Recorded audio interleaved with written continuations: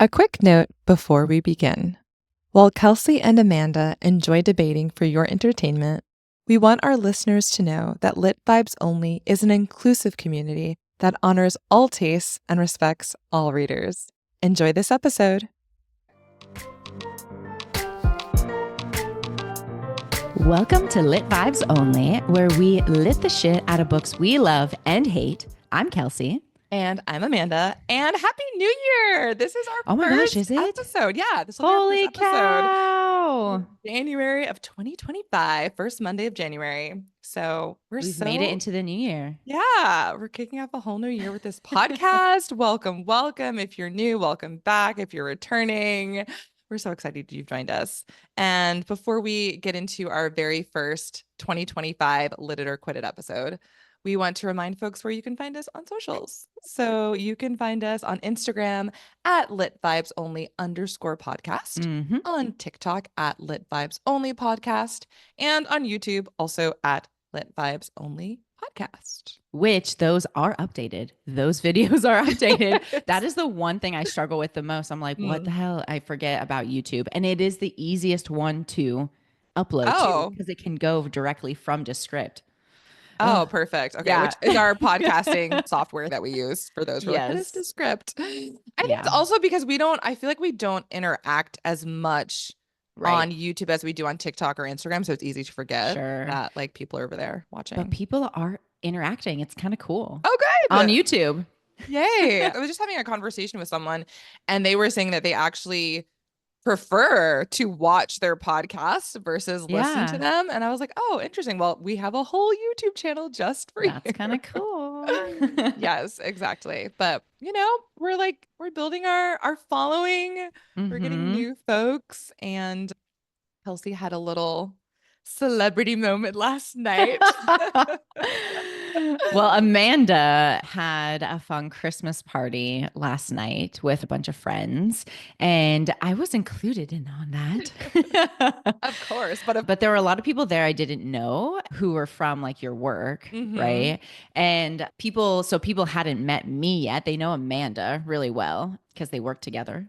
And so they were meeting me for the first time, and it was just really interesting how all of that like played out. I was like, oh my God, I guess, hi. Well, no, because people were like coming up to you and were like, oh my gosh, you're Kelsey from the podcast. I was like, yeah, that's me. That's me. Yeah, it's like literally one of my friends who listens to this podcast. Hi, EJ.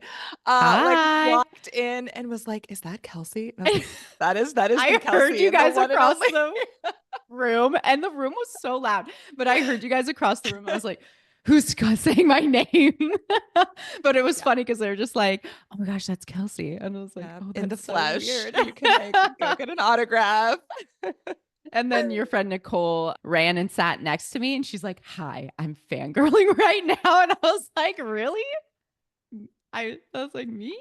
Such a cool experience. Just to know that there are folks who are really like sweet, not just listening, but like truly enjoying our content and following along and being super supportive. It feels really good. I know. It was so sweet. And I hope that we just find more people like them who enjoy the podcast because that's what we're here for. That's the whole point. We want to build a community, get folks excited about reading, and have an outlet for the two of us. Because we were just talking, like, I've had several people say, oh, like, I just love your connection and your banter, like, on the podcast. Is that how you guys actually are? I'm like, yes, this is 100% us. I don't know how to be anything else. Like, what? No. It would also, I mean, these like podcasts. As if it's fake. Yeah, like we're putting on a performance. Oh, like it's very performative. Like, no, this is actually what our conversations sound like. And sometimes they're really, really intense, and sometimes they're kind of chill. Exactly. Like, have you noticed yet in the podcast? Or like we'll just be all over the place going on tangents and like talking over each other, like I just did, and all that good stuff. Yes. I've done it several times already. Correcting your Kelseyisms that literally just happened before we started recording. What did I say? Artistic liberations. What I was trying to say. What is the word again? Liberties. Artistic liberties are like creative license. But sometimes I'll edit them out of the episode. Amanda. Not all the time, sometimes, depending. And I'm like, I want to like make sure I'm keeping track of these because at some point we do need to publish a list. Which Kelseyisms did you catch this year or catch this Exactly. month? Yeah. In our episode. Exactly. What are you reading right now? Oh my gosh. Yeah. Well, I just finished Fourth Wing like the middle of the week last week. I'm so glad that I read it like right before. The only thing that stresses me out is like, what if I don't like it? And what if it's sluggish for me? What if my reading takes longer than I think? But I started like 2 weeks before recording this, and I happened to really enjoy it and it kept me going. So I actually am rereading it. Okay. Well, it's interesting because like this is your literary quit it. Like this is the book you chose for me, but it's the first time we read a book together. Mostly I'm rereading it again because of our podcast episode. I really didn't want to go into Iron Flame and get some of those details mixed up with today's episode. And I wanted to know and feel how I'm feeling from this book on its own. Yeah. You know, and not have further information. Yeah. Yeah. So I am rereading that, but I'm also listening to Bunny on audiobooks. So God, that one is so fucking weird. How far into it are you? I guess. So do you want me to say like what's happening or like percentage? Oh, I was just saying like percentage wise, since are you like halfway through? Or are you like a quarter of the way in? Let me look. Because it's not a super I'm a little more than halfway through. Okay. Okay. Yeah. Yeah. But so I don't understand like what can fucking happen. Like like what can still happen? Yes. Like what's going to happen? That's so like I have no predictions. Yeah. Because she's at the point where she saw Ava again after becoming a bunny, essentially. Okay. I mean, it's a super trippy book, which is why I liked it. You just have no idea what's actually happening. Yeah. She's always like tripped out and like. Exactly. It's a very, what's the word? I'm like, not destabilized. Like, you just don't know what's what in that book. Yeah. Cool. What are you reading? I'm currently reading a very Amanda book. I'm actually have my Kindle in front of me to make sure I get the name right. It's Kill for Me, Kill for You by Steve Kavanaugh. And I actually, I'm not a huge TikTok person personally. Like, obviously, I'm on there for our podcast, but I was randomly scrolling through like TikTok videos for folks who are recommending thriller books a while ago. And this one came up. So I put it on my TBR. And so far, so good. The writing is not good. The writing is not good. And you like it? And I like the premise, which is that there's these two women who both have had daughters who were murdered by two different men who essentially got away with it because of their power or their position, and justice has not been served. So they're going to take justice into their own hands. And the premise is that they're each going to kill the other person's aggressor for them. So like one woman is going to kill the guy who murdered the other woman's daughter. And vice versa. Like that's the plan anyway. Damn. So we'll see how it unfolds. There's a third woman in the book as well. I'm not sure how her story all connects, but she's in there and she's been like attacked in her home and et cetera, et cetera. But yeah, the writing is not good.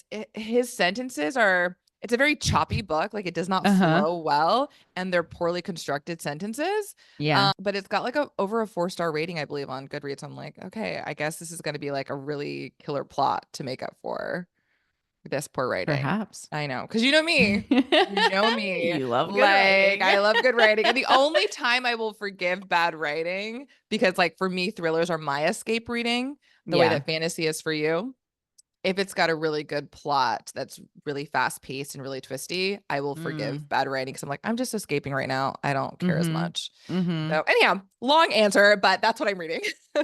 Cool. So yeah. All right. Are we ready to dive into this book? Oh yes. I'm like almost like as excited as ACOTAR, the ACOTAR episode.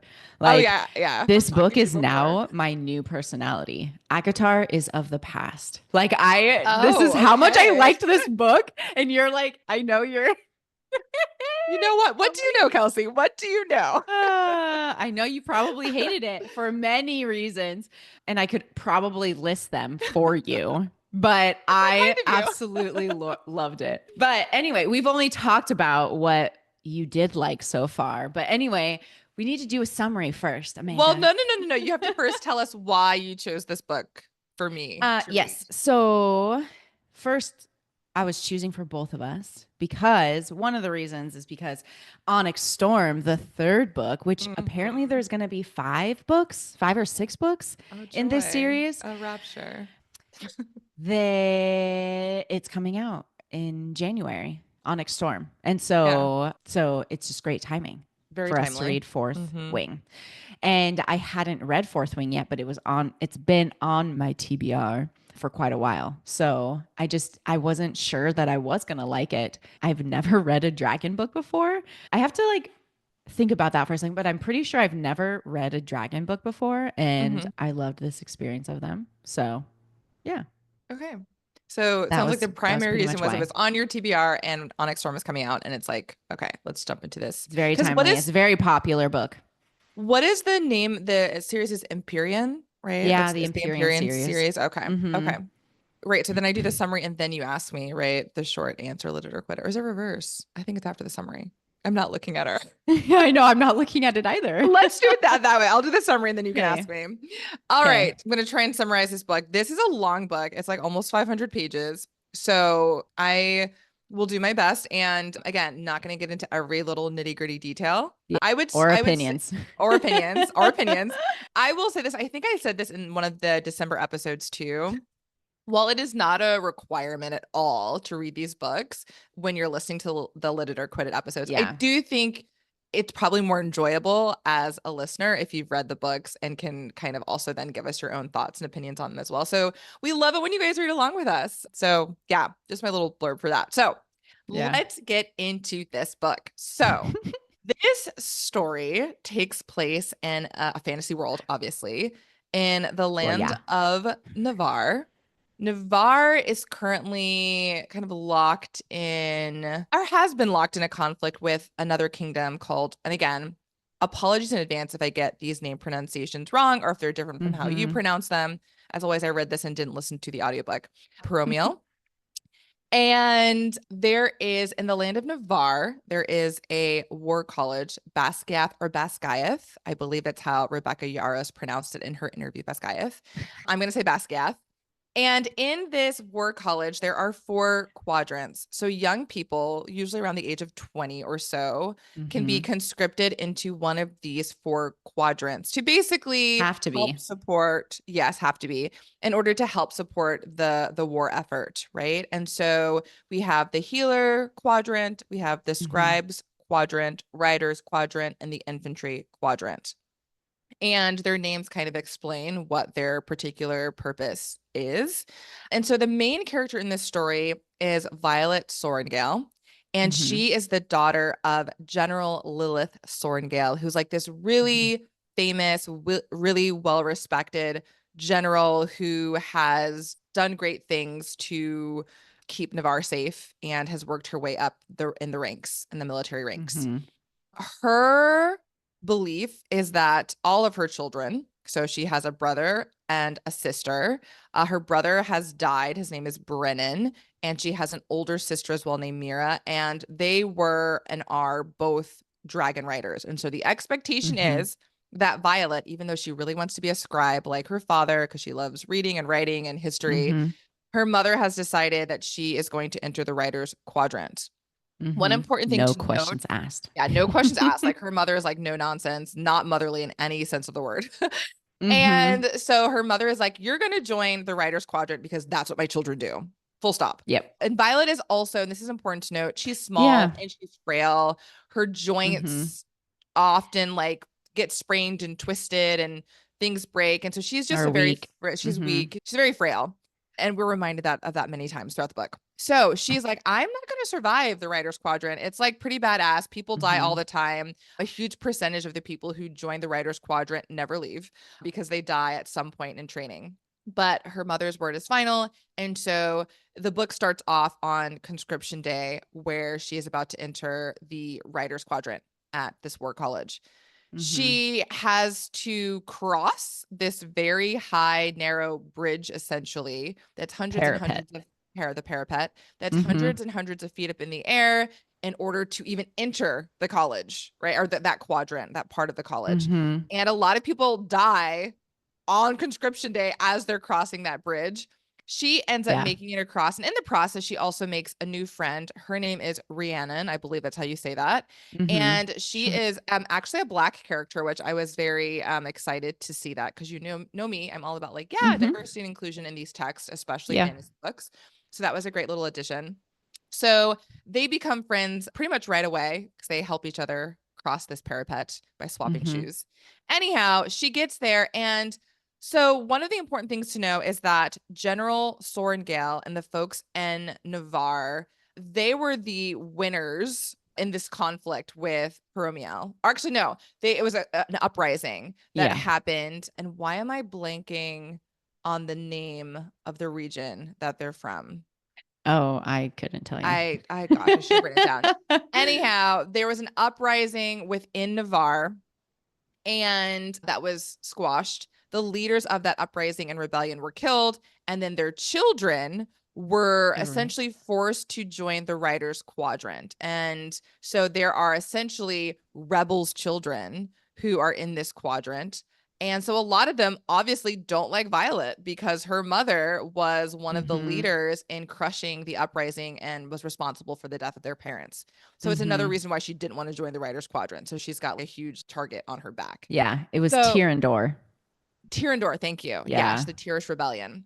Yeah. So she joins this war college and almost immediately has two enemies. One of them is Jack Barlow, who, for whatever reason, does not like Violet and doesn't think that she belongs in the Riders' Quadrant, and essentially has made it his mission to kill her, essentially, in a nutshell.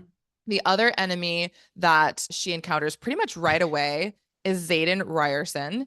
And he is, one of the wing leaders of the section. So he's a third year. He's been at the college for a while. He's like one of the best dragon riders, all the things. And he is also the son of the primary leader of the rebellion. And so Violet's like, yeah, he's definitely going to want to kill me for sure. And she was told. And she was by told other people. by other people to keep an eye out for him. However, someone else who's already in this college and who's a childhood friend of hers is this young man named Dane. And Mira, again, who is Violet's older sister, essentially told her, hey, when you get to the Riders' Quadrant, seek out Dane. He's there. He will protect you, keep an eye on you, do what he can to make sure you survive. And so that's kind of her circle. So we've got Rhiannon, who's her new best friend, Jack, who's out to get her, Xaden, who may or may not be out to get her, and then Dane, who's her protector. And essentially, over the course of the novel, she is in training to become a dragon rider. So she's taking classes. She has to kind of do these hand-to-hand combat matches and is constantly being challenged, right? Both physically and mentally, and also, again, trying to make sure that she doesn't get herself killed. She ends up in Xaden's quadrant, or Xaden's section in Fourth Wing, which is why the book is called Fourth Wing. And, obviously she's not jazzed about this, because now she's going to have to work closely with him and it's going to have to watch her back even more. And again, as the book progresses, she starts to develop feelings for Xaden, one, because he's hot, which is repeated multiple times in the book.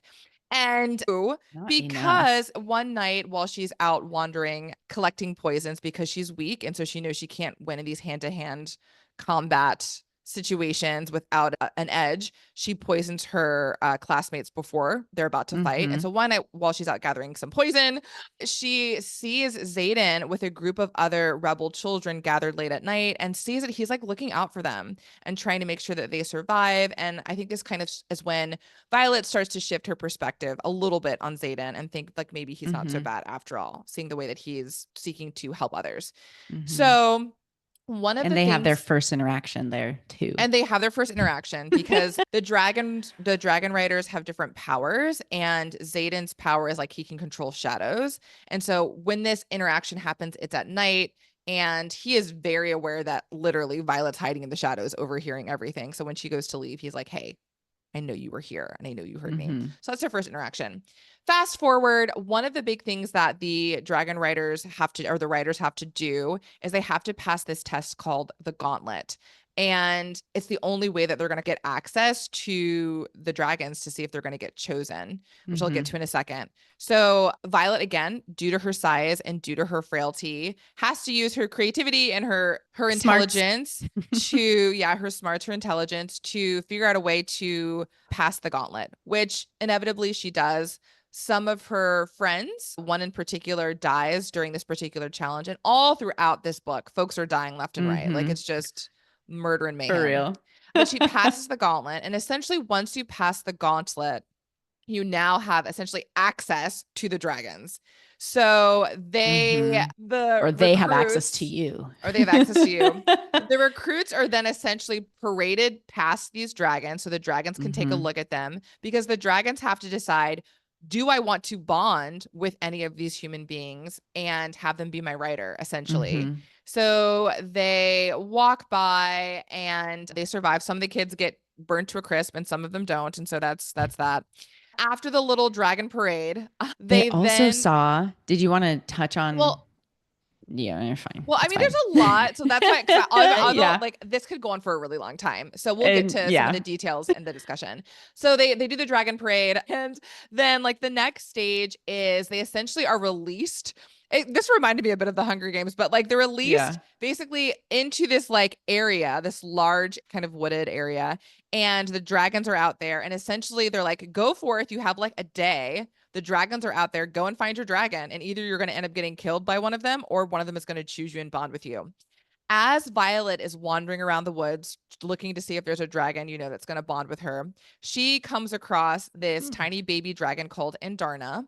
And she overhears Jack, so again, bad guy Jack, and some of his little minions who have decided that they're going to kill this baby dragon because they're like, it's an abomination. Dragons are supposed to be mean and scary and vicious, and this one's not. And so what's the point? We're going to kill it. Of course, Violet overhears this. She goes to protect Andarna. And in the process of this interaction, Xaden shows up and he cannot get involved in the conflict. It's 3-on-1. Violet defends herself well. As this is happening, all of a sudden, this very large, very scary black dragon shows up and basically helps fight off the rest of the dudes, kills one of them, right? Fries them to a crisp. And this black dragon is called Tarn. And he's basically like the dragon, like the largest, scariest, vicious dragon.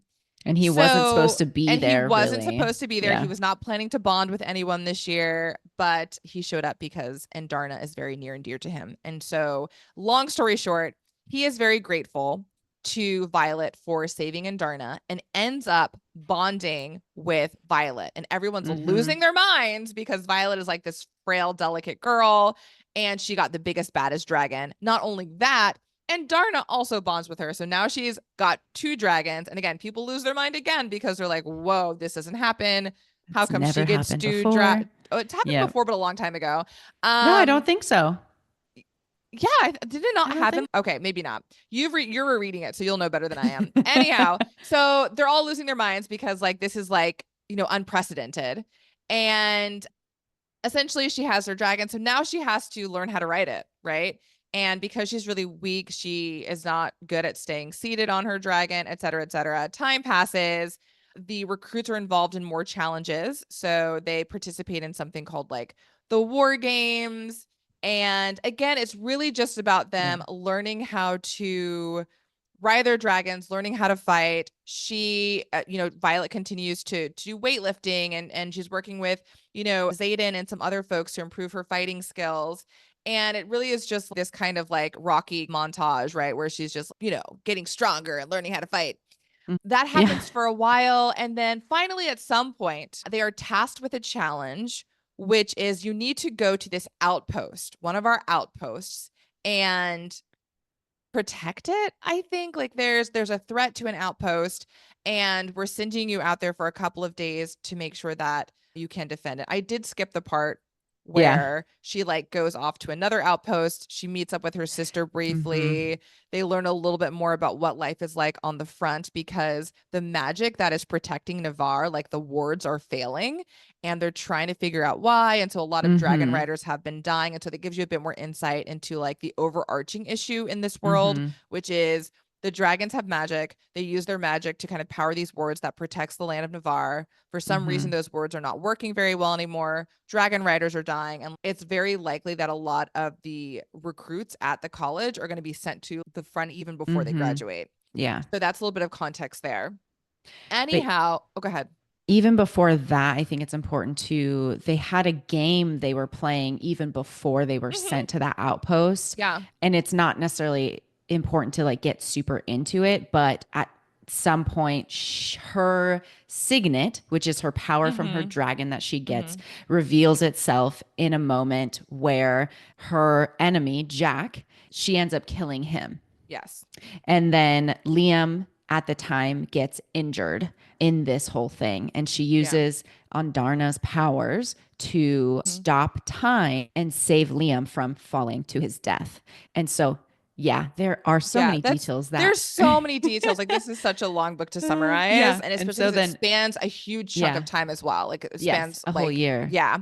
So when you bond with a dragon, you have powers that manifest, and it can take a certain amount of time. Hers finally manifests in that moment that Kelsey just described. And she has like the power to like wield lightning. And it's a really powerful power. And she does end up killing Jack. She feels really awful about it. But in Darna, because she's not a fully grown dragon, her power, she can essentially let people use it, even if they don't have a signet, essentially. And so she's able to stop time. So like Liam, who is Xaden's friend and Violet's essentially bodyguard. And friend. Ultimately, he's falling to his death. She stops time and saves him. Okay, so then essentially by the end of the book, they're sent out to this outpost as kind of, you think it's a part of a war exercise, like a war game that they're playing. Long story short, it turns out that they have been set up because the big secret is that there are these magical creatures, these like bad magic creatures called Venin, who are individuals who have channeled power directly from the earth, and it has corrupted them. So they're these very powerful magical beings, but they are malicious, and they have then created and powered these like pseudo dragons called Wyvern or Wyvern. I don't know how you say that. Wyvern, I think. Wyvern. And they are the ones who are actively destroying wards and waging war on Navarre right now. And you find out that the Tirish rebellion, that those people who revolted several years ago were revolting because they knew that this was going on. And that the land of Peromiel was getting wiped out and destroyed by these horrible creatures. And Navarre was like, that's not our problem. We're going to use our wards to protect ourselves and like screw everybody else. So this is all news to Violet. Xaden's known about this, but this is all news to Violet. She feels like Xaden has lied to her and is really upset. Also, at this point, her and Xaden have gotten together a couple times. So yeah, they're like fully in love. Kind of skipped over that part.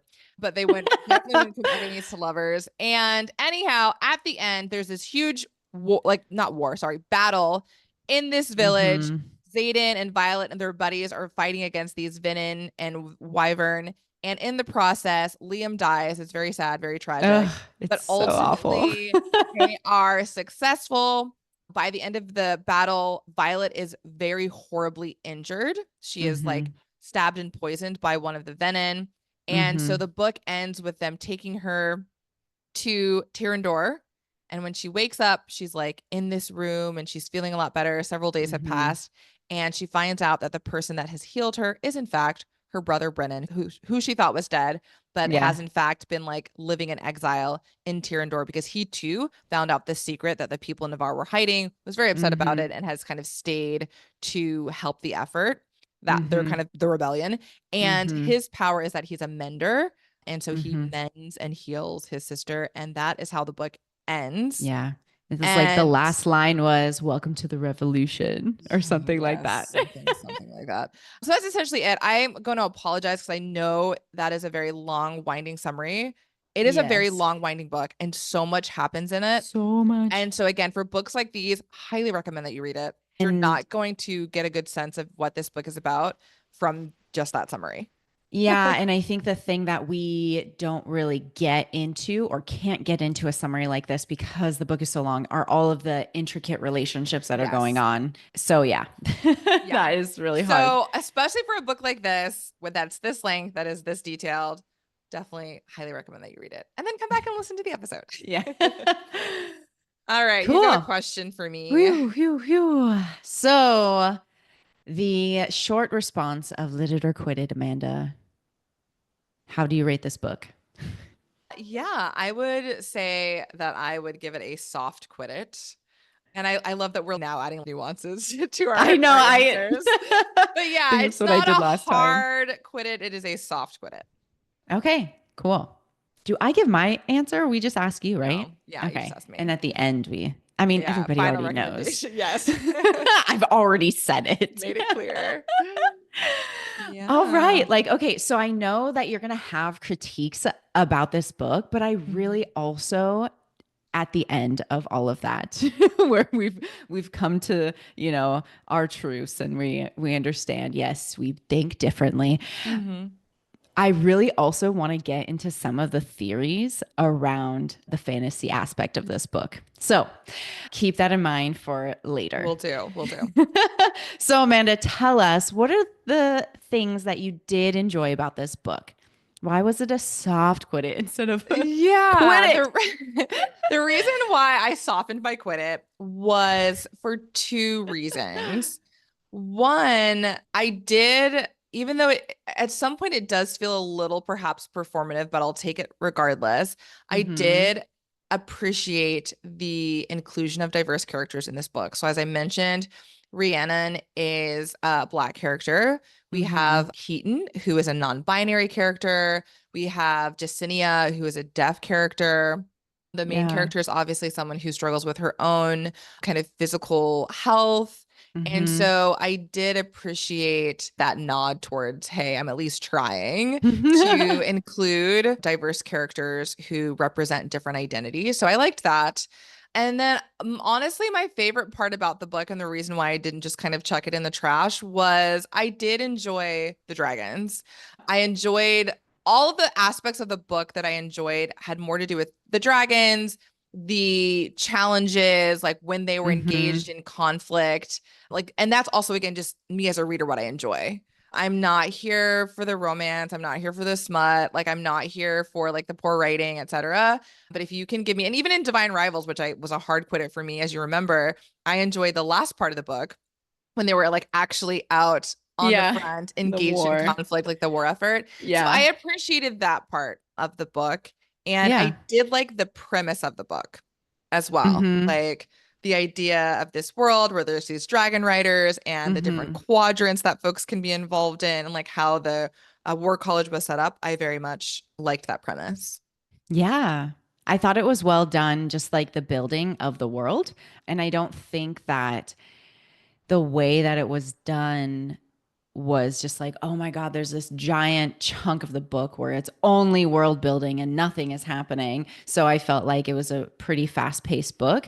And the way that she did it was, you didn't mention in the summary, but the Book of Brennan, where Mira, her older sister, gives Violet the book or the letters that Brennan, their older brother, gave Mira when she entered the college. All this advice that he gave to Mira, now Violet has. And some of that has that world building in it, where it's these important details we wouldn't know otherwise unless it's told to us. So yeah. Since you've already mentioned world building, I have to jump in and say that I disagree. Tell me. I thought that I liked the story of the world. However, the way in which Rebecca Yarros built the world was incredibly lazy, because 90% of the information that we get about like the history of the world and kind of the conflict and how things are set up and how they operate is from Violet reciting historical facts when she's stressed. Like literally, and it's the same device used over and over and over again. It's like, oh, I need to inform the readers about something. All right, well, Violet's in a stressful situation. Let me recite some historical facts about like the rebellion. And it just felt so trite and silly. And it was like, okay, one time maybe, okay, multiple times throughout the book, like this is the only way that you know how to deliver information. I did not enjoy that. I mean, I could see that perspective, but it did not bother me. And I think if it was done once, it actually would have stood out as like, oh, Violet doesn't actually do this. So why was it? It was just randomly put in there. Do you know what I mean? So no, it was part of her personality. I just thought it was I was like, I don't know how to convey information on my own as like a writer. So let me just do it this way. As I was reading, I was like, oh, okay, she's giving us this information. Like, yeah. No, it is really obvious. And again, for me, as like I'm reading for pure entertainment, it just didn't bother. It just doesn't bother me, that kind of writing or that kind of choice, I guess. Yeah. I mean, again, the delivery of it bothered me. The actual information, I was like, oh, this is cool. Like I like the story of this world. Like I thought that was interesting and like the history and how it was set up. For me, it was just like, oh, the delivery was like poorly conceived. But yeah, I agree that I really liked the world. And even like thinking about, because we got so much of the writer's quadrant, right? We understand a lot of the writer's quadrant. But then even when it like mentioned like the scribes quadrant, we didn't really hear much about the healer's quadrant, or what was the other one? Infantry. By the way, great job with the summary at like putting the base together. That was well done. Because I would not even like have mentioned that information. But it just seems like the society as a whole is like they live and die, clearly in the book, by their rules. Like there's no wiggle room. Like even for the scribes quadrant. My God, why is that so hard for me to say? Scribes quadrant. Scribes quadrant. You can just say the scribes. They have to wear specific hoods. They can't be identifiable. Like it's really interesting, all those things to me. And then of course we know in the writer's quadrant, like they literally do die when rules are broken, or just, you know, any challenger or next step in the phase of the college. So yeah. Yeah, I agree in that I liked the way that the world was set up. I liked the rules. I liked the quadrants. My one gripe, and this came up in some of the reviews I read too. Okay. Some of the ways in which the writer's quadrant operated seemed illogical or like antithetical to what they were trying to accomplish. The fact that you have a group of children, well, young adults, who are the children of rebels, you're going to put them in the quadrant that has the most influence and the most access to dragons and magic as a way to punish them. Like it would have made much more sense to put them in like the infantry, where they're just warm bodies that are, you know, gonna get killed en masse in the battle and aren't valued for much. And so like that choice made zero sense. And the other thing that didn't make a lot of sense is like, you need writers, you need people who want to do this. Like you need people who are able to bond with dragons. And the fact that the writer's quadrant was very much set up to like, yeah, kill or be killed. You can kill your classmates at kind of at any given point. And it's just like, okay, well, that happened. Like it seemed very directly in opposition to what they were trying to accomplish. And so the logic for me was not there. And again, when there's like kind of those plot holes isn't the right word, but when there's that kind of lack alignment, when it seems illogical, that will pull me out of a story. And like, this doesn't make any sense. This feels so contrived and seems like you're just adding this as an element because it like makes the stakes higher and therefore makes your story more interesting. Yeah, I don't think I have any reflections there. Like maybe, yeah. But again, does not bother me in these types of books. I feel like, yeah, no, it's not in a mystery book that would bother me though. Yeah. So weird. Exactly. So I think like we were even talking about the book that I had you read for this month yesterday, and you were like, oh yeah, there's plot holes, you know, and they were so glaring. There were actually potholes though. Yeah, there probably are. I haven't read that one in a while, but like I think when we're reading each other's genres, they're much more glaring to us. Like when I read fantasy, especially because I don't read a lot, I'm like, oh my Yeah. This is so obvious. It's so bad. So I think it definitely goes both ways for sure. This was a comment that I had briefly about ACOTAR. It happened much more in this book, well, all throughout this book, and only happened a little bit in ACOTAR, which was, and again, this is, I'm not alone in this, because again, this came up pretty consistently in a lot of the reviews I read prior to this. The dialogue, like the language that they use is both very simplistic, relies heavily on swear words in order to convey emotion and meaning, and again made them sound like my 21st century ninth graders versus people who are inhabiting what appears to be a like medieval-esque world, right? It's not actually medieval, but it has that vibe to it based on like how they dress and like kind of how the world is laid out, etc., and even like the terms that they use for things like scribes. So I found it very jarring because again, I'm like, why are they talking like this? And again, I don't read enough fantasy to know. Maybe this is more common, and you could speak to like maybe it is quite more common for folks to just be like, "Oh my gosh, he's so fucking hot." I'm like, "What? Wait, what?" It's also just for me lazy writing. Like there are so many other ways that you could describe someone's appearance. And I don't know if she does it to be like relevant. I don't know if she does it because she's a poor writer. I don't know if she does it because she's like, no, this is just how, these teenagers, because they are 20, talk to each other. But I just found it really silly. So it, like fantasy is not necessarily like period pieces, so it's not necessarily like set in a specific like time period that's different from now. But that can be common, and you will when we get to the second book of ACOTAR. So you call it Akamath. There is more of that. Yeah. And like I mentioned in our ACOTAR episode, it was really to convey like relationships. And I was thinking about this more and more actually after our recording. And I was like, yeah, it actually felt intentional knowing what you go into in the second book. And it's actually a theory of mine, but I'd have to share it later. Okay. Once you read Akamath. Okay. Because Tamlin never talked that way. He was not informal at all. Yeah. Amarantha was never informal. Right.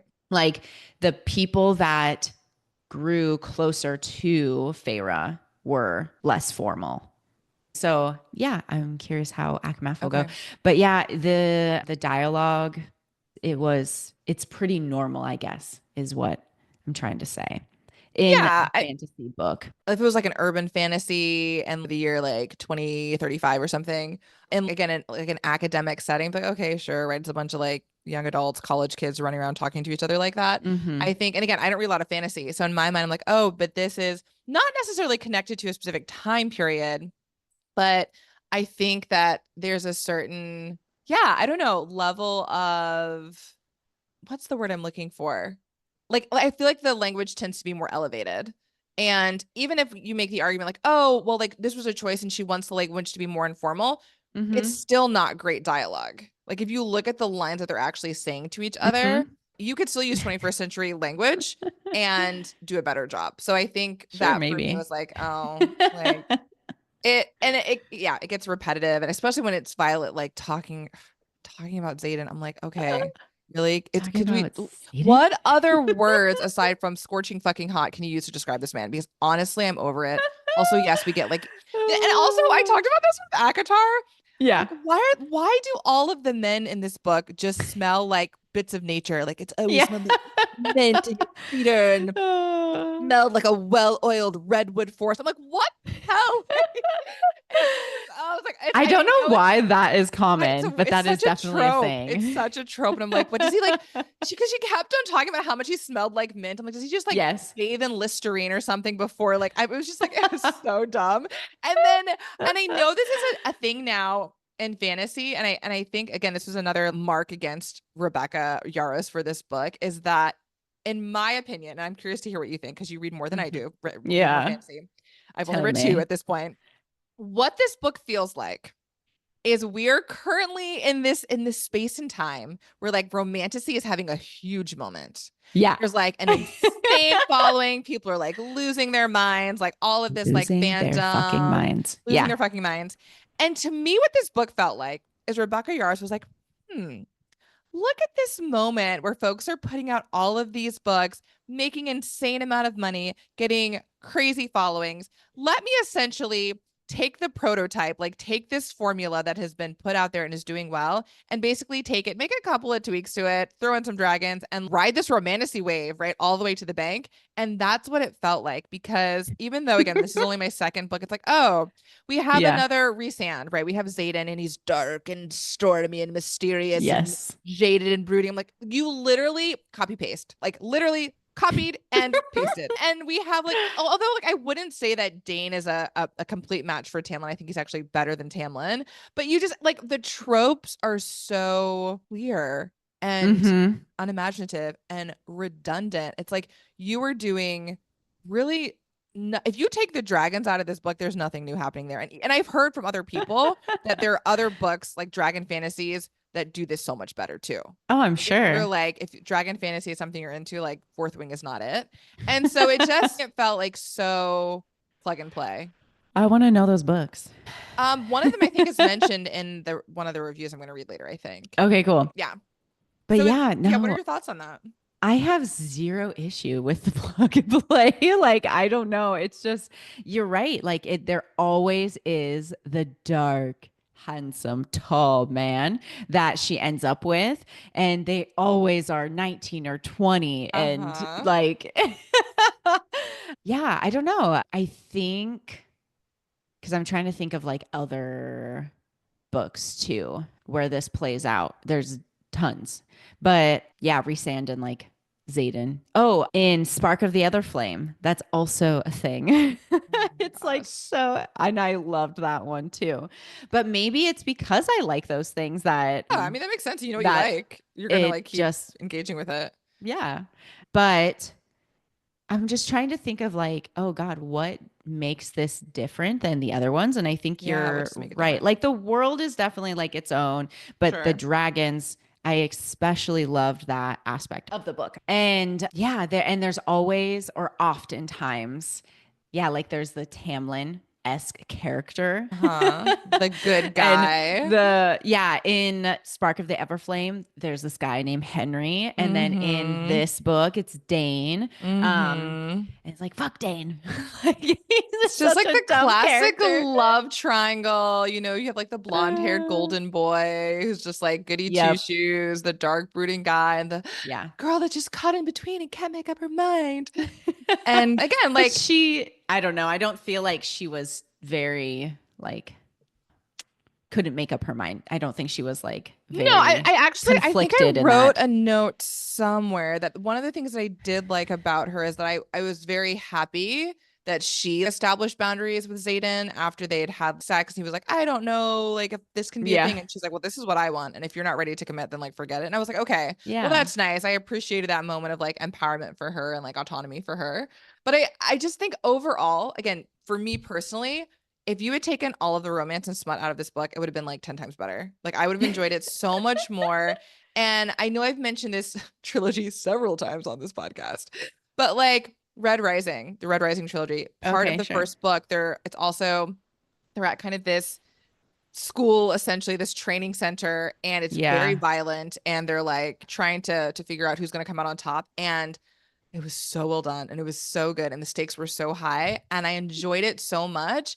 And all of the things I liked about that and the elements that were then in this book, like I didn't need this like smoldering, simmering sexual tension to keep me reading, you know? And I know people like romantically, like that's part of it's like the romance part, but I'm like, you could have easily removed that and it would not have made this book worse at all. Whereas if you took out the dragons, the book would have been awful, in my opinion. I it's so funny because like I don't know that I'll ever, which is fine, I don't know that I'll ever be a fan of romance, but I was reading one of the sex scenes and literally I copied down this quote. Oh goodness. I whimper with pure want at the feel of how hard he is for me. And I'm just like, kill me fucking now. Like I do not care. Like there's nothing about this that makes me want to keep reading. And I understand that some people want to read their porn versus watching it, but that's just not for me. Like that's not it doesn't do anything for me. And just reading those scenes, I'm like, this is so cringe. And I felt like a fifth grade boy was like, just give me the dragons. I don't want the sex scene. I just want more fighting. So funny. Yeah. I'm glad that I was like, gosh, we have to talk about the smut. We have to talk about it. And I was like, what do I want to say? What do you want to say? Tell me. I was like, God, how in depth do I want to go in on this? But I think that, smut in your romantasy books is definitely more of a newer thing, right? And I think it has been because for a lot of the majority of history, right? Like men are allowed to look at porn, right? And women have often been, gosh, what are the words I'm even looking for? It's just that shamed around sex, around porn, or around any desires, sexual desires that we have. But then at the same time, like we're supposed to be ready for sex at all times, right? So I think that like this new wave of romantasy, right? Like it has both of those elements where it's like, it's a good story, it's a cool story. And it also has this element of romance where I think women have been, perhaps suppressing for a long time, right? And so I think that that's really why it's so popular, is because it's not this trashy like thing you're looking at, right? Where oftentimes it's like different for men and women. And I don't want to generalize these things, but I'm just wanting to say that I think women have a different, or at least the fans of romantasy just have a different like desire for what kind of porn they're experiencing, right? And so it's not this like overly sexualized woman that you're like watching, like I'm trying to get my words out, but it's just that watching porn has like never been super interesting to me because it's oftentimes really like icky, and the women are constantly these weak women who like potentially it's like not a safe environment for them to even engage in this because we don't know if they're being trafficked or if they're being forced into this, things like that.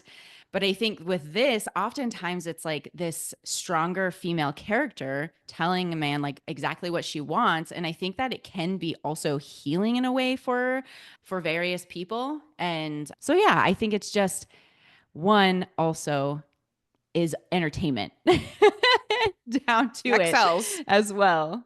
So those are kind of my thoughts on it. Sure. Yeah, no, I think I can definitely, I agree with a good chunk of what you're saying. And even if you look at kind of more traditional porn, it's like from the male gaze, right? And oftentimes like you don't even see the guy in it. It's just like, literally from the male's perspective, right? Yeah. And so I think, looking at it like, oh, this is a way of women kind of taking back control of their sexuality and how they express their sexual desires through these texts. Like I can get on board with that. I think one of the things that I am hesitant about though, and I think this came up for me in ACOTAR, not in this book so much, but in ACOTAR, it's like, well, if this is women being like, hey, we're taking control of our own narrative now, and like we're producing the kind of porn that makes us feel good and that taps into what we want. And then you have a character like Tamlin, it's really, to me, like really problematic because he's very much enforcing really bad, patriarchal, demeaning, aggressive ways of like interacting with a woman, especially like, I won't get into all of it because we talked about it in an earlier episode. So that to me is like, are we just then taking what we've been told and regurgitating that versus like, hey, which I feel like, again, Rebecca Yarros did a better job in this book, where I do think Violet had more say and was able to be, like I said, after the first time that they had sex, and she's like, okay, I love you and this is what I want. And if you are not ready for this, and if this is not what you want, I'm not just going to kind of go along for the ride. Like you can either get on board with it or I'm out. And so that was like, okay, that felt much better. So yeah, I think I agree with a lot of what you're saying. I think it only gets a bit dicey if these sex scenes and smut are just reinforcing the patriarchal like tropes, narratives, conventions that have been like forced upon us, and we're just reenacting them as women and be like, yeah, this is what we want, like the brooding beastly man who's gonna come in and take control. And like I don't want that. Like I don't want that reinforced. I will say again, like I don't, because this even goes into like dark romance, where I'm not a fan of that stuff because it can be like triggering for me on a personal level. But some women really enjoy that. Like it's a huge Yeah, they do. genre, Yeah. right? And that kind of goes along with like Tamlin essentially in Akatar, right? Like where it's something can be lived out safely, but in a different way. And I don't personally understand that desire for it to be similar to a sexual assault, right? Like, I don't personally identify with that desire, but I just wanted to say that there is that. There is that. And I It is think definitely, that's yeah. valid and okay for women to want, because I don't think just because you're reading something that is problematic, automatically your life is problematic, or that even your thinking is problematic. Because, you know, I'm in my loving like marriage relationship, and I'm not actively in my personal life trying to go, because even Zayden like is problematic and super Yeah. toxic, even though I like them as a pair and I feel the tension between them, like it's not the thing that I'm going for in my personal life. Does that make sense? So it is entertainment. At some point, like it's not that deep. Well, but I think also it matters your positionality too, because you are a 30-something-year-old woman, right? Who Sure. has a strong sense of self, who has done her own work and know who she Mm-hmm. is and what she's about.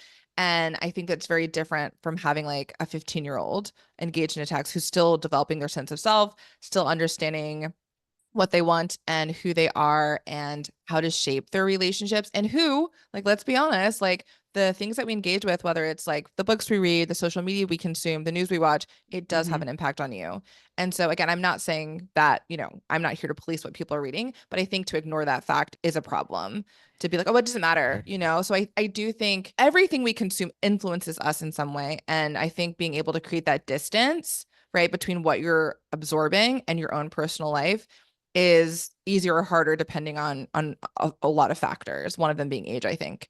So that For does make me a sure. little cautious. I don't know how many young folks are reading dark romance, for example, Yeah. but I do wonder, because I even think about the things that my students will say or say that they Mm-hmm. think after having watched certain things. I don't know if you Mm-hmm. remember, not to go on a tangent. What was that Netflix show? Wasn't it called like 13 Reasons Why something? Oh, yeah, yeah, And yeah. the kind of impact that had on our students and the conversations that they were having and the things that they were believing and the ways in Mm-hmm. which we had intervened in our school as teachers, like it does matter. But anyway, that's a separate conversation. All that to say, overall, I think that there there's nothing wrong with and having smut and enjoying it in your books. For me personally, back to my original point, it's not for me. Yeah. And I enjoy a book more when it's not there. Or the other thing, and I wrote this down too, the thing that Mm. gets me going and the thing I'm like, ooh, okay, is when there's like more of courtship, flirting, that sexual tension. I love Mm-hmm. when that's there, right? And that the way that it can be like really subtle and it continues to build and build. Like that is Mm-hmm. great for me. I don't then need to like read multiple pages of the actual act happening. Like I don't get anything out of that. Yeah, But yeah. I think being able as a writer, right? Anytime you're able to craft Mm-hmm. that level of emotional pull by building that tension, by drawing it Mm-hmm. out, like the looks and the glances and whatever, like I am here for it. I really enjoy that both in books and movies. But then for me, I don't then need to like, and I know some people do, like they need okay, I need to actually see it happen. I don't need that. I don't know that I would say I need that. I think my favorite is the tension between characters and Hmm. the buildup. And that's what Yes. one of my we talked about this a long time ago around enemies to lovers. Hmm. And Yeah. like you said in Yeah. the summary, yeah, it is an enemies to lovers. Hmm. That is like one of my favorites. Yeah. Yeah. Yeah. Same. And it's because it's always filled with tension. Yeah. And like whether or not you know the other person's perspective, Hmm. it I already knew that Xaden and Violet were going to end up together. So and it was It's very pretty obvious. predictable. It's It's really very obvious in predictable. the This whole book beginning. is. But so I was already looking for the ways in which Xaden was obviously attracted to Violet, because I don't know if you could be super oblivious to that. I'm not sure. Maybe some readers are in this book. I'm not sure. Yeah. But anyway, I reading think it was back pretty some of the obvious. things, yeah. Yeah, for sure. I think it was pretty obvious. The gifts and like protecting her and these kinds of things. It's just like from Violet's perspective, right? It's like, why the fuck is he doing this? He hates me, right? Exactly. And that also was a clear connection to like Rhysand and Feyre, because again, unlike Tamlin, who does like nothing for Feyre, yes, Dane doesn't do a whole lot either for Violet. He's just like, get out of here, go to the scribes, I'm trying to get you out of here. Whereas Xaden is like, you're here, you should stay, and here's how you can survive. Like, let me help you do that. And like give you like kind of the gifts, the tools, the skill sets that you need in order to make that happen. I was like, oh, that's such a clear like parallel between those two stories. Yeah. And I did like, one thing I will say for Xaden, one of the positive things I will say is that I do like the fact Violet very explicitly says this, but he does believe in her abilities. Whereas like Dane is like, you're weak and I love you, so leave so you don't die. Whereas like Zane's like, no, I think you got this. Like, I'm just gonna let you figure it out, and I did appreciate him giving her the space to do that. And then also here's some things, strategies, again, skills, whatever, that will help you survive. But again, as I said, my favorite characters in the book were not the humans. My favorite character was Tarn. I just imagined him. I didn't listen to the audiobook, obviously. I don't know that they do voices, but I just imagined this like older British man with like a really dry sense of humor. And like, that's the voice that I had in my head. And I was like, this is so great. Like, hilarious. Was hilarious. I laughed several times at his lines. Like, some of them were super cheesy. I was like, okay, but Tarn I was like laughing the whole time. It was so good. Yes. Sure. And Darna, I really liked Darna too. Yeah, so sweet. Like the two side by side. Yeah. Another like super logical thing though, where everyone was like, oh my gosh, like so convinced that this Feathertail is a full-grown dragon when it's so obvious. Like, she doesn't breathe fire, she doesn't have claws. Like, clearly she's a baby dragon. Like, why is this? Like, I don't know. What could it be? It was like, okay, you guys are idiots. Yeah. But I do like Andarna. She's precious. Yeah, I think, some of my favorite lines definitely come from Tarn. And gosh, I guess I want to dive into Dane a little bit. Okay. Well, we haven't really talked about him much, honestly. Yeah, we haven't. Well, he's not that important, but I think that he's going to become important because here's my theory. I have a theory too. Go ahead. I think it's the same theory. Maybe.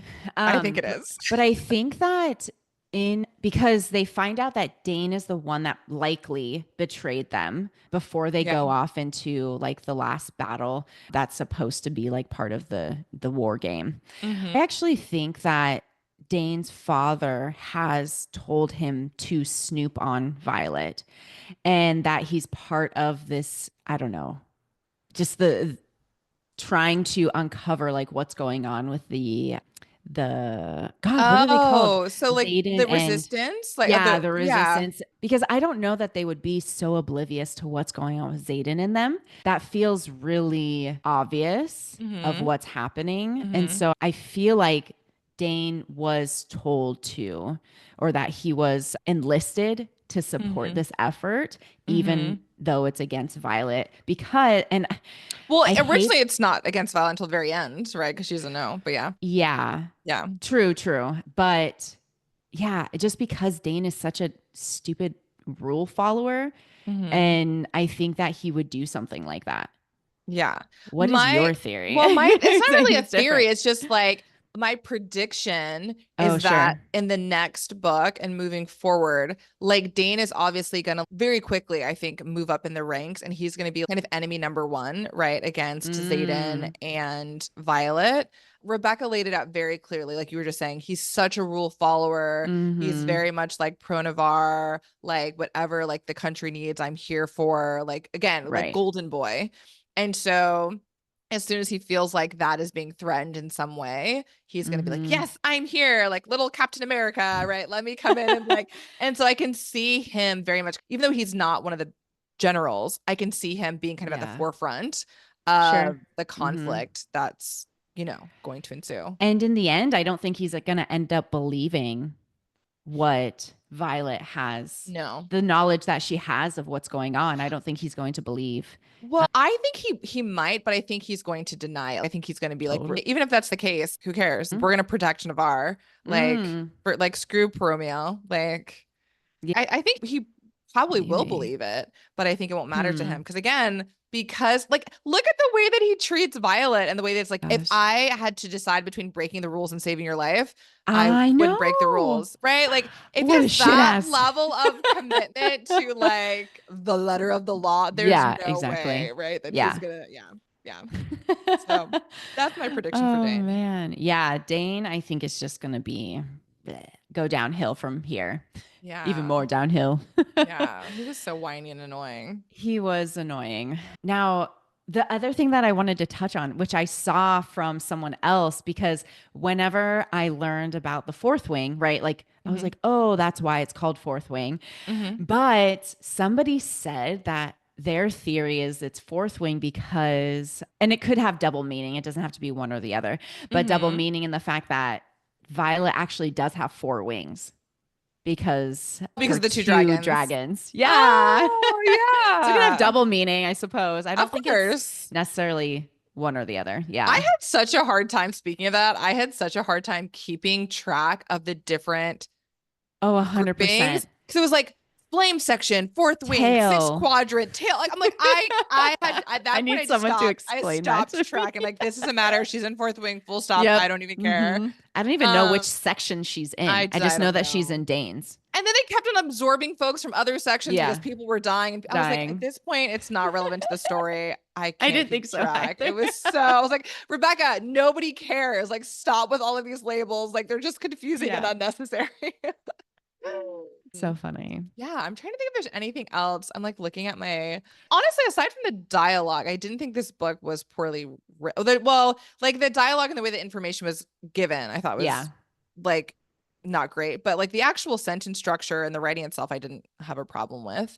It very much, like, I zipped through this book mainly because it felt like it was pure entertainment. Like, I think I told you, it felt like I was reading a television series, you know, like a fantasy TV series. And I know it's already been optioned by Amazon to be made into a TV show. Yeah. And I can, like, you can see, it's almost like she wrote it for that reason. Like, so it was very easy to get through. It was not difficult. It was pure escapism, like pure entertainment. I can see why folks enjoyed it. Like, I was invested enough that, you know, by the end, I did legitimately cry when Liam died. That was so heartbreaking. Like, legit, like, I was like wiping away tears. I'm like, together, Amanda. You're like, you don't care about this over this dumb book. I did like Liam though. Liam was so sweet, and like, why does it have to be this sweet character? Guy that these girls need to go for. Forget Dane. Yeah, Liam's Dane. Like, Liam is like legit it. Like, why are you wasting your time on these other yahoos? Like, he's right in front of you, and he is the one literally that has been watching your back since, like, you know, Xaden told you to, and then they get killed off, and I'm like, yeah, that was really sad. I think that what I've heard is that Rebecca's not afraid to kill characters off, and so more characters die in the next book. Not surprising. It's not surprising, because it's an easy way to get people like chatting about your book and invested and upset and having conversations. Like, it is like look at didn't I never watched it, but isn't that like also true for Game of Thrones? Like, they would get you super invested in a character, and then they would kill them off, and people would be like outraged. But hey, it keeps you watching, it keeps you talking about the show, it gives you buzz that you want. So I never watched any of them. I watched the first episode. Well, yeah, it's a whole series. But yeah, okay. I watched the first episode. I'm like, nope, not for me. And I know it's super gory. Isn't there like a lot of violence and like sexual violence too? I just can't handle it. Yeah, no. So that's not for me either. Maybe I can watch the censored version where they like take out all the gore. It would be like 5 minutes long. Yep, that's all I need. The other like theories I wanted to get into too, because, you know, it's a fantasy book, and there's going to be things uncovered as the world continues to build, right? And the fact that we know that venin are real, and what was it, the wyverns? What were the griffins? Griffins, yeah. What are they? They're like the good guys. Yeah, I think they're working with the dragons to help defeat the wyvern. Yeah. Okay. And then it was found out that the venin controlled the wyverns. Is that right? At the end. Yeah. And then we don't understand much about venins because we just got introduced to them. And Feyre, oh my God, Violet. We're talking so much about Akatar. Violet had a book of fables about venom. Yes. And so I'm Yes. curious if we will likely get more information about venom and Probably. wyverns. But she was poisoned, right? In that Yeah. last little bit of the Yeah. book. And I'm so curious, like, what the poison was and how was Brennan able to mend her? Or is there going to be I think there's long-term after effects? effects. I think so. That was my Yeah. theory. Because like it And are they going to reminds be me of positive or negative? I don't know, but I think it reminded me a Yeah. little bit of like, well, Feyre at the end of Avatar, where like she dies. I mean, she's not poisoned. Yeah. She comes back as a high fae, but like she's changed Yeah. in some fundamental way. Oh, yeah, yeah. And yeah, and I think that's why when that happened, I was like, oh yeah, they got that poison out of her, but there's going to be something there that lingers that has Yeah. changed her in some way. That's my theory. I don't Yeah, know if totally. it's yeah, true or That is not, my but question mark around yeah. that too. Yeah. And Um, I want to know, yeah, I definitely want to know more about the Venom because it sounds like from what we know, there were like the three brothers, right? One got their magic via the dragons. One got their magic, like, was it through the griffins? And then the other one was like, well, I don't have any magic. I'm just gonna like channel it straight from the earth. And then it corrupted them. mm, And so, you know me, I love fairy tales, I love fables. And I was like, ooh, this is intriguing. I want to know more about like what this legend is yeah. and how that happened Yeah. and yeah, because also here's the other thing. These venom, this is not a new thing, right? They've been Mm-hmm. around for a long time. Mm-hmm. And how are they kind of just now? It seems like just now they're wreaking all of this havoc. And like, what have they been Right. doing for all of these like hundreds of years? Yeah. Obviously, they leached all of the magic out of the barons, which is why they're called the barons, because they went through and destroyed Mm, it all. But okay. like, based on how quickly during that final battle, when you could see the venom pulling the magic from the earth and things were dying, the grass was shriveling, the Oh, people right. like Yeah. were dying, was sucking their life force out. Based on how quickly they did that, clearly it does not take them a long time to suck the magic out of some place. Like the barons Right. is not that large, right? What were they doing for Mm-hmm. all of these hundreds of years? I was very It's a good confused about question. that. I'm hoping that gets answered in the next book, but that seemed again, I was like, ooh, this doesn't make sense right now to Mm-hmm. me. Mm-hmm. Like I don't know what the logic is and why are they attacking now? Like was something Yeah. yeah. So that was a And then huge I'm question mark.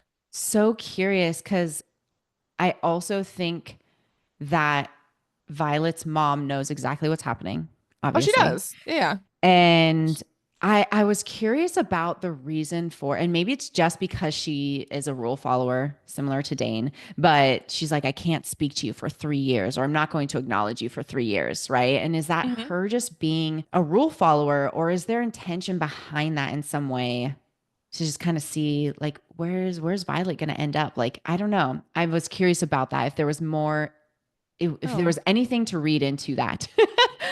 uh, Oh. I just yeah. feel like she's like a really distant mom and it's like, go do your dragon thing. And if you survive, I'll see you in That 3 years. And if too. not, sucks for you. Yeah, I don't know. I definitely think she knows everything that's going on. Mira is on the front lines though hmm with the Griffins, right? The Griffins were the ones that were raiding the That like the outposts or whatever. outposts. Yeah. Yeah. And did we get what they were So doing? I What they have been think doing? so the Griffins, Weapons? so this is what they were getting weapons to help fight the Venom. Mm-hmm. And they made note that one of the reasons why like Navarre was safe is because they had access to some sort of material that helped them power the wards. And we obviously weren't sharing it. And so Mm, it's isn't it the alloy, the metal in the dagger? I don't I think know. that's Oh, what it because they were was. giving the daggers to them, right? Right, but there's that particular type of metal in Yeah. those daggers that fight that can kill because you have to stab the venom with that. Yeah. And I believe that Navarre has that resource. And so when the Right. Griffins are raiding Navarre, that's what they're looking for. Mm. Yeah. So I just that's why they're remember, attacking. yeah, I just remember part of the battle brief is like, why are they attacking? Like, it's not like there's minerals there. But There was remember, like a like, I quote don't from think there. the battle briefs were not always Totally. totally correct and like stuff was redacted. And obviously, they don't want people to know the truth. Mm-hmm. So I Yeah. think that's why. But no, it said later that they were like looking for the particular material because that's the only thing that they can use to Okay. defeat the venom. Yeah. So yeah, I'm curious if Mira has any insight to Mm-hmm. anything. At the Mm-hmm. moment, it seems like she doesn't, and that she's just kind of blindly, a soldier Yeah. on the front lines. But I think that she would come around if she knew what was I going think so. on, I think especially so. because their brother is alive. But Mm-hmm. the question is, do you think that not Violet, what's her mom's name? Lilith. Commander. Oh, Lilith. Yeah. Do you think that she knows that Brennan is alive? Ooh, I want to say no. Just since she's Mm-hmm. like so kind of cold-hearted, I feel like she had a child who was working for the resistance that she would have Mm-hmm. him killed. Who was like actively God. undermining her. Like, Yeah. I don't think she would think twice about sending someone to kill him or killing him herself, especially if she knew where he was. Yeah. Like, that tracks with who she So is. curious. Yeah. But maybe, yeah. But I Yeah. think some of those questions will be answered, not Oh, necessarily yeah. in the next book, but along the way for sure. Yeah. Hopefully. I guess I'm curious like how this can go on for 5 books. Like the conflict, right? Because it seems like okay, they're gonna find out like the conflict like more in depth next year. But I don't know. Mhm. I'm curious. I'm not. But in ACOTAR, the way that it's spaced is like the next novel is like romance, and then the next novel is the war. And we've talked Hmm. about that. So Yeah. anyway, I'm curious. There was one other thing that I wanted to say. Oh, I was curious. I'm curious if Violet is going to go back to Basquiat. Yeah, I thought about that too. I'm like, does she have to go back and finish her training? I did go and read like the book jacket description for Iron Flame just to get a sense of like Oh, what's next. And like based on what I read, it sounds like she's back at the college. yeah, that's what I thought. So I think she does go back to finish. I was like, fuck, then how do they come back from that raid? And then do they not tell anybody? I'm so curious I about don't it. know. They're gonna have to like spin a little tale and be like, this is what happened. And I don't Guess know. who's It's gonna gonna be be starting Iron Flame today? who? I have zero idea. You.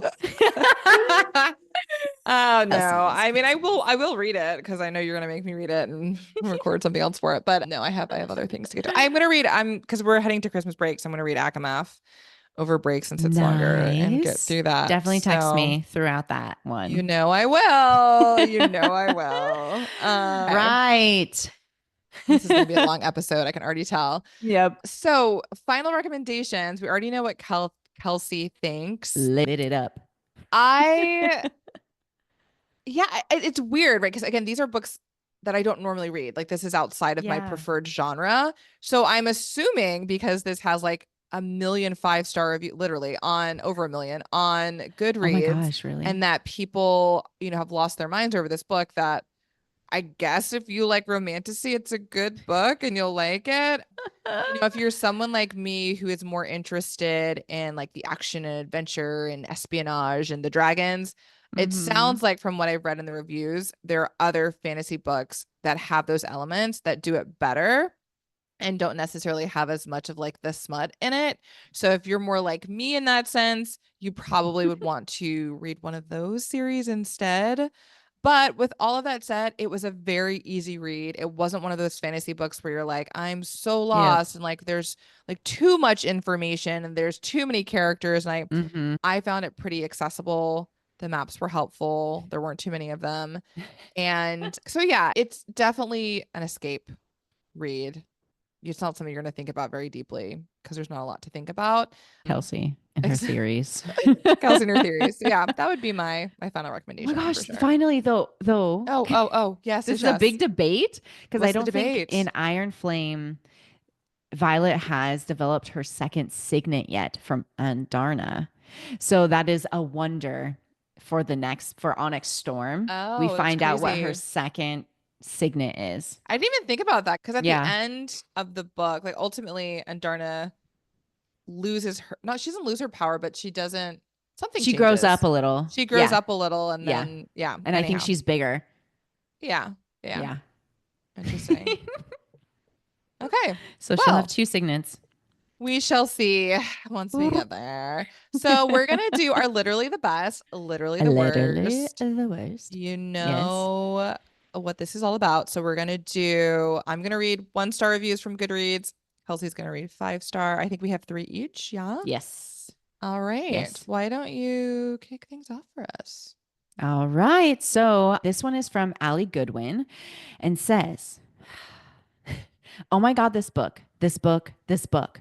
As soon as I finished the book, I immediately started reading all of my favorite scenes, chapters, which is how I know I'm obsessed.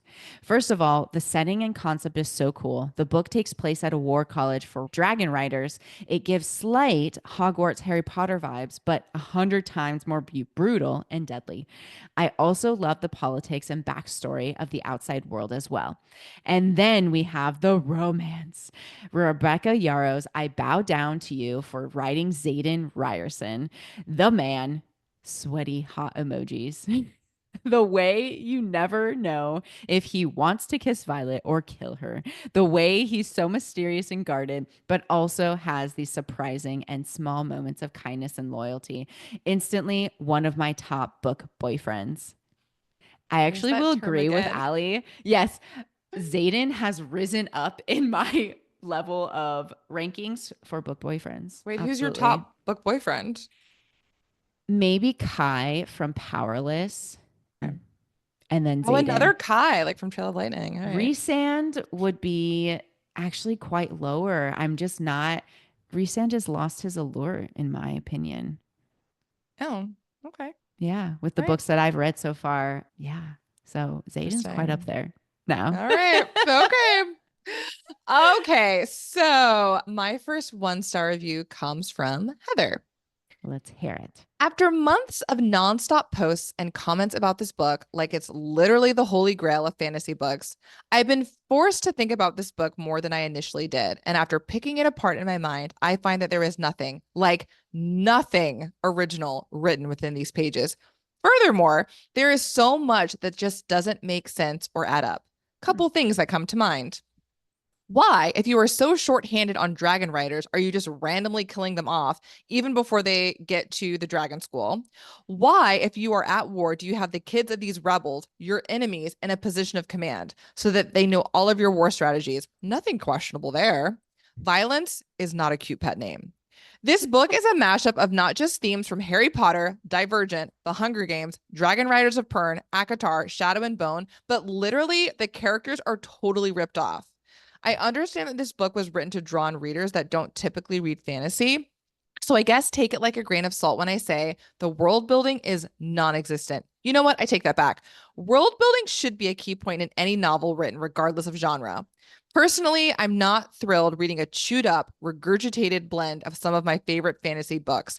I dig originality. Again, this is just my own personal preference. Please do not try to come for me with the hateful comments. I've already been told that basically there must be something wrong with me because I didn't enjoy this. I've also been mildly threatened. Okay, wow. Toxic fandom or what? I'll read book 2 just to see if Rebecca Yarros can get away from stitching together stories already told. Yeah, She'll read again anyway, is what she said. she Read said she'll more. read book 2 just to see if Okay. she can like if it's basically better in the second book, which I don't know that it's going I've to be heard that based it on what was I've worse. heard that it's worse.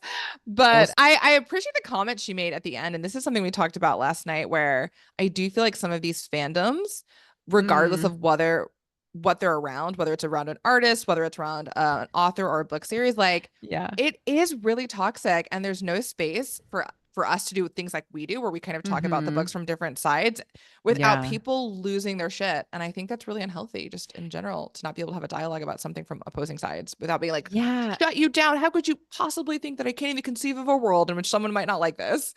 Yeah. It's interesting how people get so, Mm-hmm. Worked up. yeah, just wrapped up in their Mm-hmm. own opinion and thinking that their opinion is the only opinion. Yeah. I don't understand that in our society, like how we do that. Like it is quite toxic. And I'm Mm-hmm. curious if it's like throughout the world or is it mostly in the United States? I'm curious about that. But Mm-hmm. we see it in a lot of, yeah, fantasy books or just like Yeah. on TikTok with, like you said, various artists. Like it is interesting because it's not like these things or people are perfect. It's Right. okay that they're not, Right. for one, Yeah. and not everybody is going to like the same thing. Right. That's why we're all And that's different. okay. That's Yes, and it's okay. okay. It's To like her people. comment, Yeah, go ahead. go ahead. No, go ahead. I was just saying people feel like they are personally invested in these things, and then they're like, I feel like I'm being personally attacked. I'm like, it's not about you. Like, no, calm yourselves. It's not. Yeah, but anyhow. Well, Amanda and I argue on this podcast. We like often disagree. Like there's no, well, Amanda came for my character. Like it's not that deep. It's not that deep, y'all. It's a book. It's a book. Coming back to the idea of like unique books and unique worlds. I do appreciate that, but I also don't mind rereading things that I love. Yeah. So yeah, because unique worlds are fun too. Yes, I concur. My next 5-star from Brady Lockerby. I don't think this 5-star rating will come as a surprise to anyone, but wow, this book has everything. Badass characters, dragons you'll fall in love with, and so much sexual tension. A great book to begin with if you're new to fantasy and aren't really sure where to start. Agree. I found it easy to follow along, and there wasn't an insane amount of world building that would leave you bored. Loved this and can't wait for Iron Flame. Exclamation. Yeah, I mean, I do agree with that sentiment, which I think I said earlier. It is a very easy book to dive into and follow along, because some fantasy can be quite complex, and it's like, how do I keep track of like this world and how it operates and all these characters, and I think it was quite accessible. So I will definitely give Rebecca kudos for that. Okay, this one is from Luca. I am a bookseller and read a variety of genres, including children's and YA. My issues are not with these genres. My issues are with books that read as clumsy, horny, and not in a fun camp way, and unpolished, which in my personal opinion, this book is. It's pretty stock standard commercial horny hetero fiction. That's fine. Can't please everyone. I'll be totally honest. If you don't care that much about quality of writing and want an easy hetero romance fantasy novel, nothing wrong with that. You may enjoy this. It's not my thing though, and I can't recommend it if you want a decent whole meal fantasy novel to sink your teeth into. My disappointment is partly caused by the misleading blurb and advanced reader copy marketing. The blurb implies a high-stakes military fantasy set at a war college for dragon riders. This put me in mind of Temeraire, the Poppy War, even elements of the Hunger Games. Romance is mentioned, traders will become allies or lovers, but it's certainly not implied to be wholly a romance novel. All the characters, even supposed high-ranking military figures, speak like millennials from the year 2023. Why was the word vibe used so many times, as in his vibe is weird? But in other ways, the setting recalls medieval Europe. Who edited this?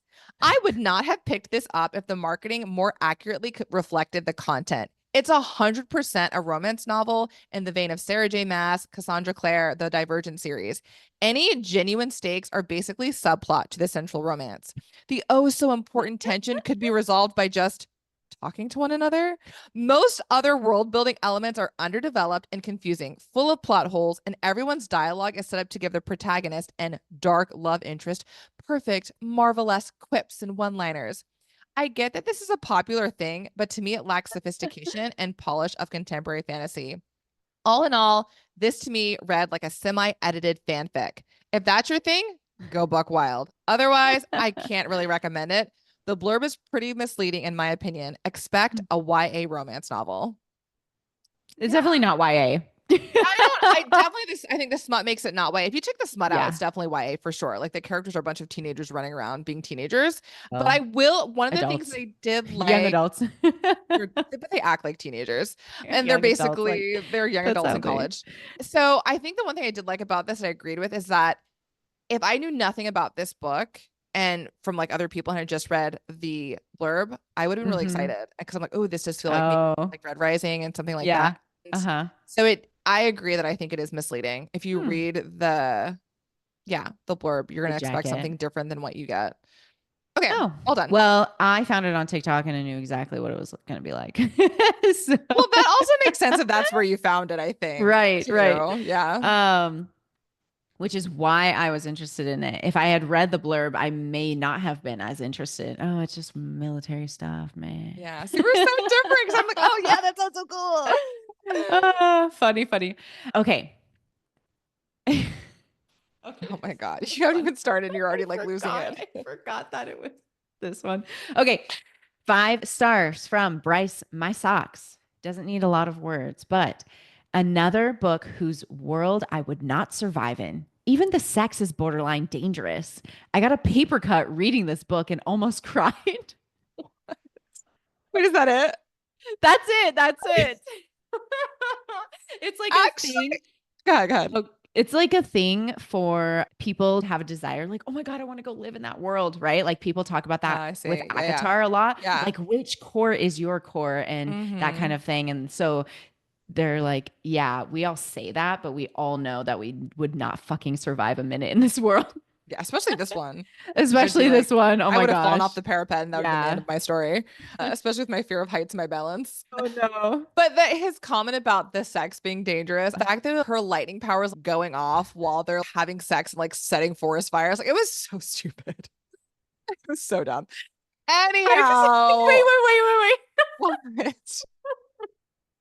Okay, so when I finished this book, I had to jump into like memes and stuff for Fourth Wing on TikTok. Of course. Oh my God. Okay, there was some fan art where Dane was outside like eating something or just like hanging out, and then he sees lightning and then he's just like goes like because he knows that sex. They're having sex. I think I might have seen that exact one. Like anytime there's a lightning storm, Dane's just like freaking out. It's so stupid. And that was the thing is I didn't realize that when they first kissed, Xaden and Violet, that it alluded to her lightning. Yeah. So anyway, he said that. Rebecca Yarros also suggested that her second signet is really littered throughout the second book, and it's kind of in our faces. So I'm going to be on in the second book or the first book. The second. Oh, yeah. So she doesn't tell us what is in the second book. She just hints at it. Yeah, and so I think in the third book we find out her second signet. Interesting. Yeah, because it's going to take a while for Indarna to grow up, so that makes sense. Okay, my last one. It's the shortest one. So this is from Jay. All right. There's a valuable lesson to be learned here. And it's that when you see the entire Goodreads community read and 5-star the same book, you run as fast as you can in the other direction. I especially enjoyed the mediocre writing, boring love story, and the this might as well happen plot, where an allegedly frail and weak character is at the same time overpowered as fuck and gets everything handed to her on a silver platter. 0 stars. 0 stars. 0 stars. This book really does have it's a 4.5-star rating, which is really high for Goodreads. That's a really high. Yeah. It's funny though, because if you look at the breakdown of ratings, the 1-star reviews is like less than 1%. Like 70% is 5-star and like 20% is 4-star. So most folks really are like head over for this book. And me being one of them. Yes. And me being not one of them. Where do you think you would actually rate it? I give it 2 stars. 2 stars is a book that I did not like. Yeah. I give it a quit it. But you said soft quit it. Yeah, so so if I would have. You said you also still like the world and stuff, so I guess so. Yeah, 2 is good. I guess so. I was on the fence between 2 and 3, and I'm just like, the more I thought about it and sat with it, I'm like, I can't do it. Because I think for me, I did this when I read ACOTAR and I talked about it. When I read books like this, part of my brain just turns off. Part of it because it is an escape book, so you're not thinking as hard. But 2, because I'm like, if I think about this too hard, I'm just going to be annoyed. And so I'm just going to let it go. I'm just going to let it go and just like let this wash over me. And then when I go back and like really think about it more critically, I'm like, oh yeah, that was really not great. But I certainly don't feel the way that I felt about Divine Rivals. So that's something. Or Twilight. And that's why we started with those 2 weaker ones. We got the worst ones out of the way first. We'll see. We'll see how these second books for both ACOTAR and Fourth Wing go for me. We shall see. Yeah. But anyhow, all right. So I think we should wrap up with our socials. Thank you everyone for getting this far and for listening to our episode about Fourth Wing. I am so stoked about Onyx Storm, but I am about to get into Iron Flame right now. And you can find my updates on our social medias on TikTok at Lit Vibes Only Podcast and on Instagram at Lit Vibes _podcast, where we update you on our reads, our reactions. Our stickers are no longer available because you missed out on those ones, unfortunately. We're sorry, guys.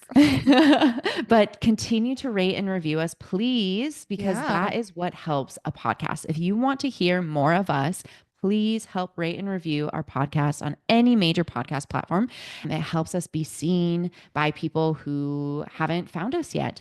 The last social as well, if you're into watching us while you're doing laundry or something, or the dishes, or I don't know what else you'd be doing, but we are also on YouTube.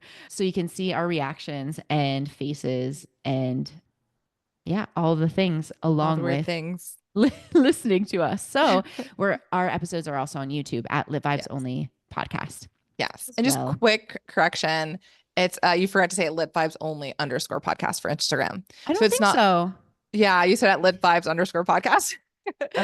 But either way, you would get there. You'd find it. Just wanted to pop that quick correction there just so folks aren't confused. But yes, come chat with us. We do share more of our thoughts about both books that we've read for this podcast and things that we're just like reading in general. So come say hey, come share your thoughts and opinions. We always want to hear from you guys. Thank you so much, and we'll see you next Monday. Bye. Bye.